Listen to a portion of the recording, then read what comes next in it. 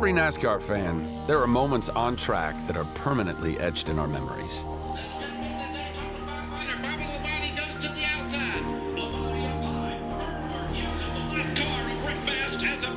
Moments you remember where you were for the rest of your life.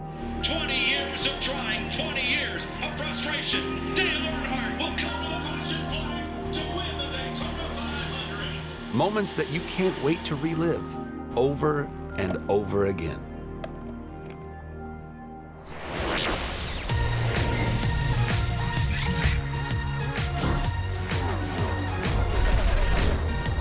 It's more than a shoe or a ball or a card. Collectibles are more than the representations of what they are on track. They're your connection to the driver or to an event. And NASCAR has a collectible like no other. They're going to take it home, they're going to put it on their mantle, they're going to display it somewhere. It shows you who you are, it shows what you're passionate about. Every die-cast has a story. A die-cast is a badass piece of history. It's a V8 engine roaring through the corner and right into your hands. This is Die-Cast Mania. Die-cast cars have been a staple of NASCAR collectors for over 30 years.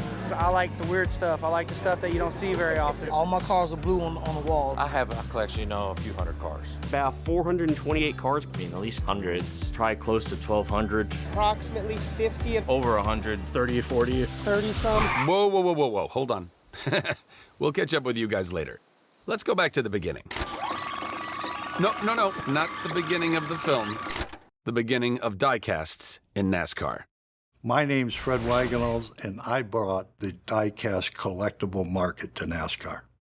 Turns out, Fred's had a few other decent ideas in his career. I created the jet pump boat, invented a four-wheel quad cycle, created the modern mechanical bull for John Travolta in the movie Urban Cowboy. Did we mention he dated Farrah Fawcett? Well, I consider myself as an entrepreneur, one who manages, organizes, and assumes the risk of a business enterprise. After he hung up his boots from helping Travolta learn how to ride, Fred's first foray into the die-cast business was as a partner in a company called Racing Champions. Racing Champions had the contract for mass retail. Terry, our new cars are here. I'm on my way. Racing Champions had made gains in the NASCAR market by producing a series of 1/64th scale cars for drivers like Dale Earnhardt and Rusty Wallace. Fred Wagels, I met at the Charlotte Motor Speedway during the Coca-Cola 600.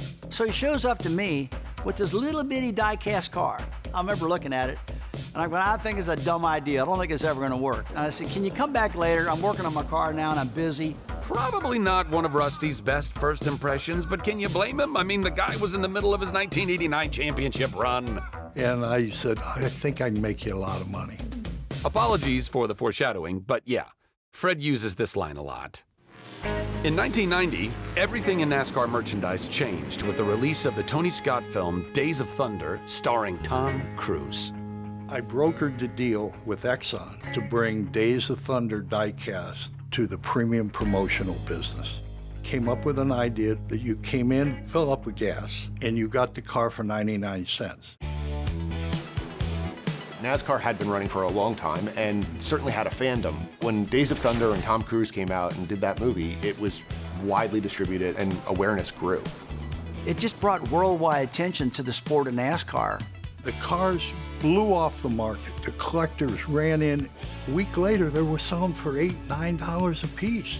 So it started to establish the fact that these were collectible and had value, even though they were smaller 1/64 scale cars. I thought to myself, I got to get in the collector business. Die-cast cars come in many sizes, but Fred's first idea? Go big or go home. And he settled on a 1/24th scale collectible. Improving the car from a toy. Hood open, show the engine. Trunk open, showing exactly what the real car was.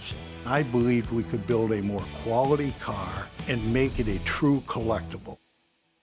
In 1992, Fred started a new company, Action Performance, to produce the cars. As with anything related to NASCAR in that era, Dale Earnhardt played a huge role. I knew that Mattel and Hot Wheels would come along and say, this is a big market, we better get into it. And I figured, I got to get these guys exclusive. I had met Neil Bonnet, and I called Neil and I said, Neil, can you get me a meeting with Dale Earnhardt? And he says, sure. Let me hand the phone to him. We're in a deer blind in Alabama. I said, Dale, I'd like to have your exclusive license for die-cast cars. He said, how much you give me? I guarantee you $300,000 a year. I just pulled the number out of the air. He said, okay, bring me the money. Oh, man, this is uncomfortable. Should I tell him? No. You do it, Fred. I didn't have the money. Fred had just dropped a ton of money to retool all the machines in China to make 1/24th scale cars. Went home, told my wife we gotta sell the house. Did he just say sell the house? Man, this guy goes all in. And he always says I handed him the check like that, which I did. He believed that collectible die-cast was a huge business opportunity, and it truly changed the fortunes of Action. He got a hold of me and Dale Earnhardt, I remember, to start these things. And holy smokes, I had no idea that the die-cast craze would take off to be that big. Those trailers would show up at a NASCAR track, and it looked like the biggest show on the earth. After convincing Rusty and showing the money to Dale, Fred was able to secure exclusive rights with 20 drivers. In turn, Action Performance's sales numbers rocketed, rising to $26 million in 1995. Always looking to innovate and grow sales, Fred brought a controversial idea to his biggest seller. I met Dale and Richard. I said, Dale, I got an idea. I can only sell so many black t-shirts, hats, and die-cast cars. Your car never changes. I said, I want to do a silver car. Fred, I don't know if you've been paying attention. This is Dale Earnhardt. He's the man in black. I said, get the hell out of here. I drive a black Chevrolet. That's right, Dale. You tell him. So I started walking away, and I said, Dale, you're going to miss a big opportunity. A lot of money involved. See? Told you he uses that line a lot. He said, how much money? I said, I guarantee $1 million for this one race. Important historical note, $1 million was like way more money back in the 90s. That's basically the same amount Alan Kulwicki won for the championship in '92. He said, okay, let's do it. They get to Charlotte and they unload and there's a big crowd around. You can see it coming and everyone was flipping out. Even to be in that special silver car, that was a huge deal. They did it in absolute secrecy. So cars were made, produced, and they were shipped here and then offered for sale the moment the car was unveiled. We've got souvenir cars made up for this race, so it's a commemorative deal. The new paint scheme paid off. Huge. Action Performance cleared $15 million in Silver Select merchandise, including the best-selling die-cast of the year. That started happening a lot after that silver paint scheme. Drivers changing their paint schemes just to get a big die-cast deal put together. So, if you've ever felt like a doofus because you can't find your favorite driver's car in the garage, now you know who to blame. Fred brokered deal after deal for specialty paint schemes, riding NASCAR's rising wave of popularity in the 90s.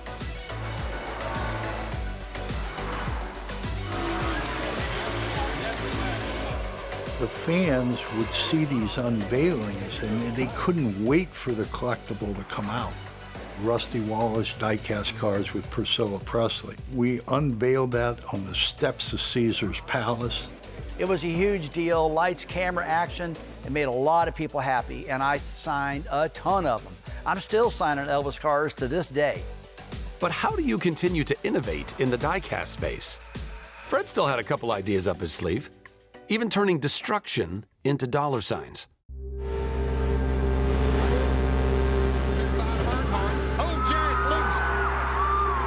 Down the back straightaway. Big trouble. Earnhardt out. I actually watched this on TV, the 1997 Daytona 500, and he rolled this car, and you were glad he was safe. I got an ambulance and I looked back at the car and I said, man, the wheels are still on that thing. I got out of the ambulance and asked the guy inside the car that was hooking it up. I said, see if it'll crank. And he cranked it up. I said, get out, give me the car back. So he steps out of the ambulance, sees that the car can be driven, gets back in the car.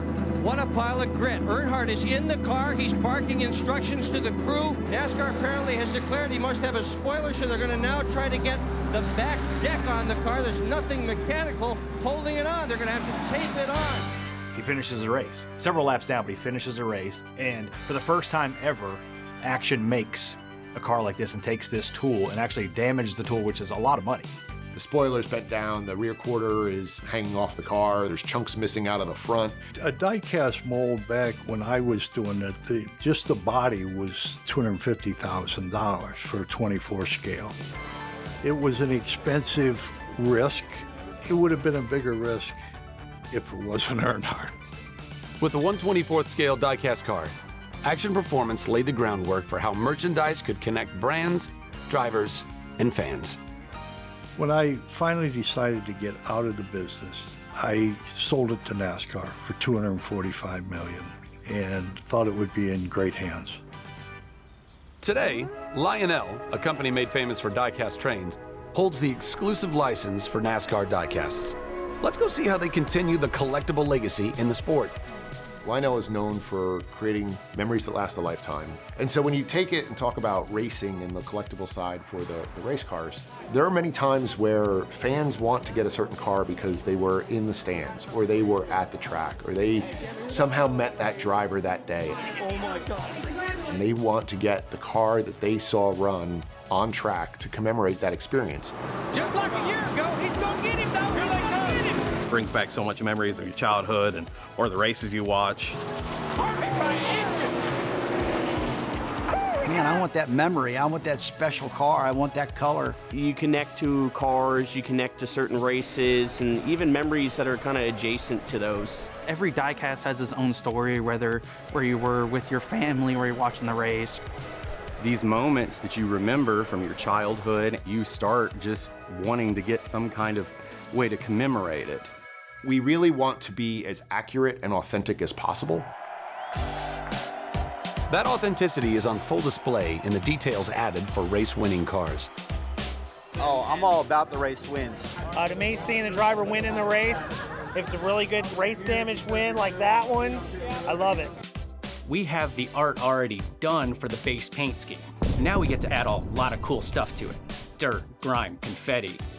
Our die-cast artists, they're taking each piece of confetti from the photo, putting it on the car, and then replicating it thousands of times. I just want to repeat, there's a man with a skull on his desk copying thousands of pieces of confetti on William Byron's car. Ladies and gentlemen, I know a superhero when I see one. Working on Vegas win from Roger Caruth. You know, you have the damage where the Goodyear is worn off. They do a lot of markings on there. This little cap right here are these rivets that are under the decals. Roger Caruth wins it at Las Vegas. First career win, gets it done. Raj is an up-and-coming star of this sport. There's no doubt about it. And when he won that first truck race, it was huge for the industry. It's great news for us because he is a die-cast collector. I first started getting die-cast when I was probably 4 or 5 years old. When I first moved here, I would go to this Lionel store a lot. I'm gonna sign a couple of these and hide them. Obligatory plug for the Lionel store. I mean, it's been a few weeks, but those signed trucks might still be there. Go find them. It's the most tangible thing that you can really get to show your love for the sport. Okay, I get it. Die-casts are all special to their owners. But what about the really valuable stuff? Like the Michael Jordan rookie card of die-casts. There's different types of collectors. There are some that collect door numbers, meaning if it's the 24 car, the number 24 DIN number. There are others who collect prototypes. There are others who collect autographs. All right, that was a lot to unpack, but I'll try. I'll call this segment Zach's Guide to Getting Rich Buying Die-Cast Cars. Step 1, find something rare, like a prototype. So the prototype die-cast, they are one of 3 or 4 pieces now. Only go to the teams, sponsors for approvals.